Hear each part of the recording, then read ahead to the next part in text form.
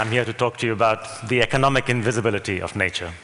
The bad news is that Mother Nature's back office isn't quite working yet, so those invoices don't get issued. But we need to do something about this problem. I began my life as a markets professional and continued to take an interest, but most of my recent effort has been looking at the value of what comes to human beings from nature, and which doesn't get priced by markets. A project called TEEB was started in 2007, and it was launched by a group of environment ministers of the G8+5. And their basic inspiration was a Stern review of Lord Stern.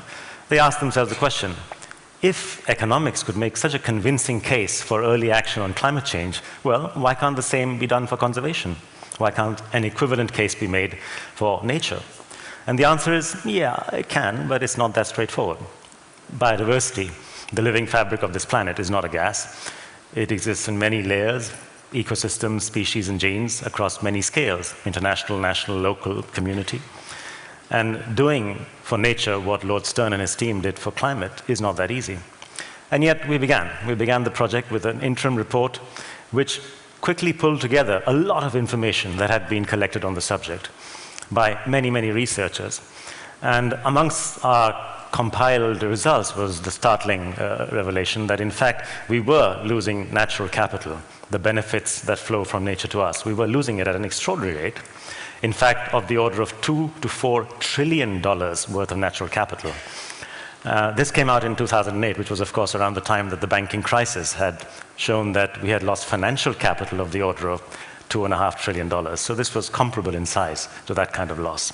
We then have gone on since to present for international community, for governments, for local governments, and for businesses, and for people, for you and me, a whole slew of reports which were presented at the UN last year, which address the economic invisibility of nature and describe what can be done to solve it. What is this about? A picture that you're familiar with, the Amazon rainforest. It's a massive store of carbon, it's an amazing store of biodiversity, but what people don't really know is it's a rain factory.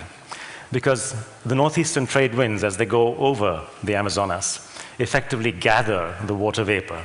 Something like 20 billion tons per day of water vapor is sucked up by the northeastern trade winds and eventually precipitates in the form of rain across the La Plata Basin.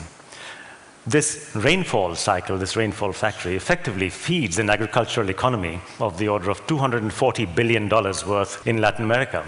But the question arises, okay, so how much do Uruguay, Paraguay, Argentina, and indeed the state of Mato Grosso in Brazil pay for that vital input to that economy to the state of Amazonas, which produces that rainfall?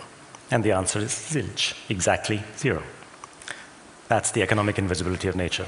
That can't keep going on because economic incentives and disincentives are